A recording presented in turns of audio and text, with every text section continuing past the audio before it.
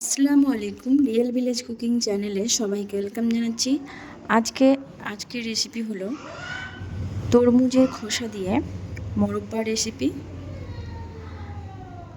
খুব সুন্দরভাবে খুব অল্প সময়ের মধ্যে তরমুজের খোসা দিয়ে কিভাবে মোরব্বা বানাবেন আজকে তাই আপনাদের সঙ্গে শেয়ার করব। চলুন তাহলে শুরু করি আজকের এই মোরব্বা রেসিপি।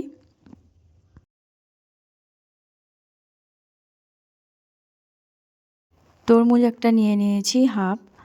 এই তরমুজের ভেতরের অংশটা আমি বাদ দিয়ে ছালের অংশগুলো আমি নিয়ে নেব। এরকম আমি কেটে নিয়েছি, আর এবার ওপরের যে ছালগুলো আছে ওগুলো কেটে বাদ দিয়ে দেব। এই অংশটা কেটে বাদ দিয়ে দেব। এখানে আমি কিছুটা পরিমাণ নিয়েছি আর ছালগুলো কেটে বাদ দিয়েছি। আপনাদের দেখানোর সুবিধার জন্য আমি আপনাদের দেখিয়ে দিচ্ছি। ছালগুলো আমি বাদ দিয়ে দিচ্ছি। এইভাবে করে আপনারা ছালগুলো বাদ দিয়ে দেবেন। তরমুজের খোসা দিয়ে যে এত সুন্দর মোরব্বা বানানো যায়, আপনারা পুরো ভিডিওটা না দেখলে বিশ্বাসই করবেন না যে তরমুজের খোসা দিয়ে এত সুন্দর মোরব্বা বানানো যায়। আর আপনারা বছরের পর বছর জুড়ে সংরক্ষণ করেও রাখতে পারবেন।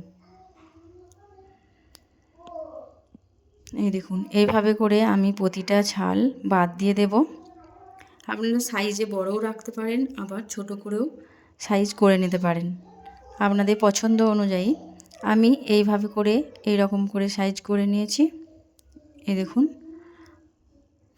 বড় বড় করে একটু রেখেছি।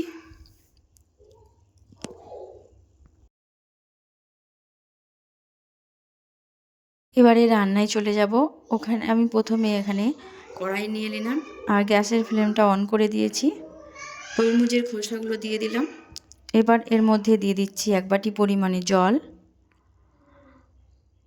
জল এবং আবারও 1 বাটি পরিমাণে জল দিয়ে দিলাম।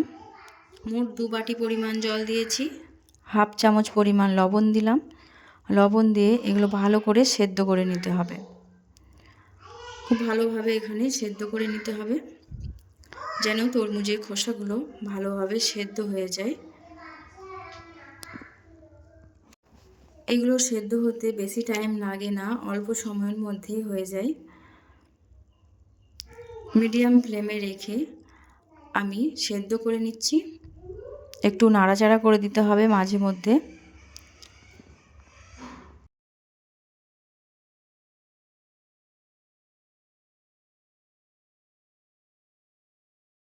খুব ভালোভাবে সেদ্ধ হয়ে গেছে, দেখেই বুঝতে পারছেন।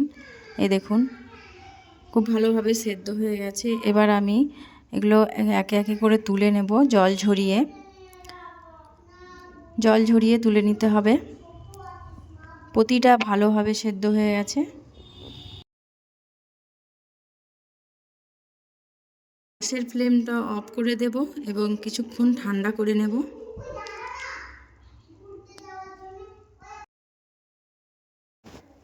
এই দেখুন, এবার গ্যাসের ফ্লেমটা বন্ধ করে ছেঁকে তুলে নিতে হবে আর একটু ঠান্ডা করে নিতে হবে। এই দেখুন, আমি একটা কড়াই নিয়ে নিচ্ছি আর এর মধ্যে দিয়ে দিচ্ছি 2 টেবিল চামচ চিনি, দিয়ে দিচ্ছি হাফ বাটি পরিমাণে জল এবং চিনি একটু গলিয়ে নেব। চিনিটা যেন ভালোভাবে গলে যায় নাড়াচাড়া করে। যখনই গলে যাবে ঠিক সেই মুহূর্তে আমি তরমুজের যে খোসাগুলো সেদ্ধ করে রেখেছি সেগুলো দিয়ে দেব। দিয়ে ভালোভাবে মিশিয়ে নেব, নাড়াচাড়া করতে হবে। এখানে গ্যাসের ফ্লেমটা মিডিয়ামে রেখে আমি ভালোভাবে এটাকে বানিয়ে নেব। যেন মোরব্বার ভেতরে প্রবেশ করে সেই মতোভাবে এগুলোকে জাল করতে হবে। কিছুক্ষণ রাখার পর দেখবেন খুব ভালোভাবে মোরব্বাগুলো তৈরি হয়ে যাবে। এই দেখুন, এর মধ্যে থাকা জলটা যেন মরে যায় ততক্ষণ ভালো করে জাল করে যাব আর নাড়াচাড়া করতে থাকবো।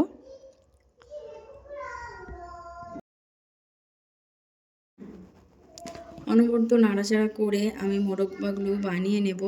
এই দেখুন অনেকটাই জল কমে এসেছে। এই দেখুন এবার আমি গ্যাসের ফ্লেমটা বন্ধ করে দিয়েছি, এটাকে ঠান্ডা করে নেব। ঠান্ডা করে আমি একটা প্লেটের মধ্যে নিয়ে নেব। এখানে একটা প্লেট নিয়েছি, প্লেটের মধ্যে আমি সব কটা নিয়ে নিচ্ছি। আর একটু শুকিয়ে গেলে এর উপরে থাকার যে রসালো ভাবটা টেনে নেবে আর দেখতেও ভালো লাগবে।